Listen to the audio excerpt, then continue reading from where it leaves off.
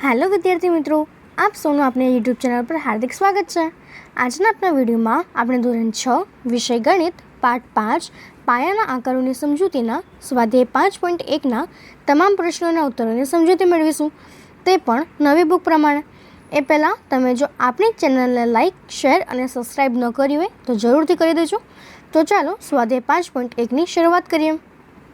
તો અહીં સ્વાધ્યાય 5.1નો આપણો પહેલો પ્રશ્ન છે કે માત્ર નિરીક્ષણ કરીને રેખાખંડોની સરખામણી કરવામાં કયો ગેરલાભ થાય છે? તો આપણે લખી શકીએ કે નિરીક્ષણ કરવામાં આંકની સ્થિતિ યોગ્ય ન હોય તો માપનમાં ભૂલ રહી શકે છે। બીજો પ્રશ્ન છે કે રેખાખંડની લંબાઈ માપવા માટે માપપટ્ટી કરતાં દ્વિભાજક શા માટે વધુ ઉપયોગી છે? તો તેનો ઉત્તર લખી શકાય કે માપપટ્ટીની જાડાઈ માપન લેવામાં અવરોધક બને છે, જ્યારે જે દ્વિભાજકના બે છેડાઓ છે એ અણીવાળા હોય છે, તેથી આપણે તેનું ચોક્કસ માપન મળે છે। હવે એના પછીનો એનો ત્રીજો પ્રશ્ન છે કે કોઈ રેખાખંડ દોરીને તેને રેખાખંડ AB કહો, કોઈ બિંદુ Cને A અને B વચ્ચે રેખાખંડ પર દર્શાવો, રેખાખંડ AB, રેખાખંડ BC અને રેખાખંડ ACની લંબાઈ માપો। શું AB બરાબર AC વત્તા BC છે?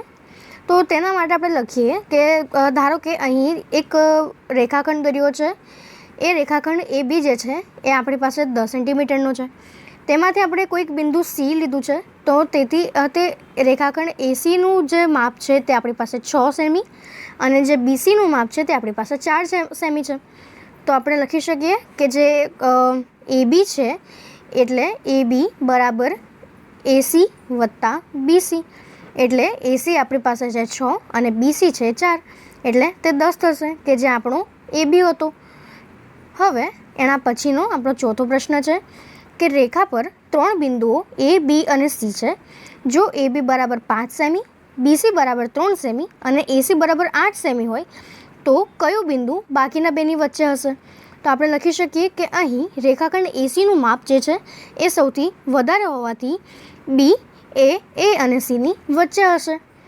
એના પછીનો હવે પાંચમો પ્રશ્ન છે કે ચકાસો કે બિંદુ D એ રેખાખંડ AGનું મધ્ય બિંદુ છે। તો તેના માટે તો અહીં પાંચમો પ્રશ્ન કે ચકાસો કે બિંદુ D એ રેખાખંડ AGનું મધ્ય બિંદુ છે, તો માટે તેમાં આપણે જોઈ શકીએ છીએ કે જે રેખાખંડ છે તેમાં આપણી પાસે AD છે, એ ADનું જે માપ છે તે આપણી પાસે 3 એકમ થશે। એવી જ રીતે જે D થી G સુધીનું માપ છે તે પણ આપણી પાસે 3 એકમ છે, તો માટે આપણે લખી શકીએ કે AD બરાબર DG થાય, માટે D જે છે એ મધ્ય બિંદુ થશે। હવે એના પછીનો છઠ્ઠો પ્રશ્ન છે કે B એ રેખાખંડ ACનું મધ્ય બિંદુ છે અને C એ રેખાખંડ BDનું મધ્ય બિંદુ છે। A, B અને C અને D એક જ રેખા પર છે, AB બરાબર CD શા માટે કહી શકાય? તો આપણે એના માટે લખી શકીએ કે ધારો કે જે B છે એ B રેખાખંડ ACનું મધ્ય બિંદુ છે, તેના પછી આપણે એના પરથી લખી શકીએ કે AB બરાબર BC થાય, અને કયું છે કે જે C છે એ BDનું રેખાખંડનું મધ્ય બિંદુ છે, માટે આપણે લખી શકીએ કે BC બરાબર CD થાય।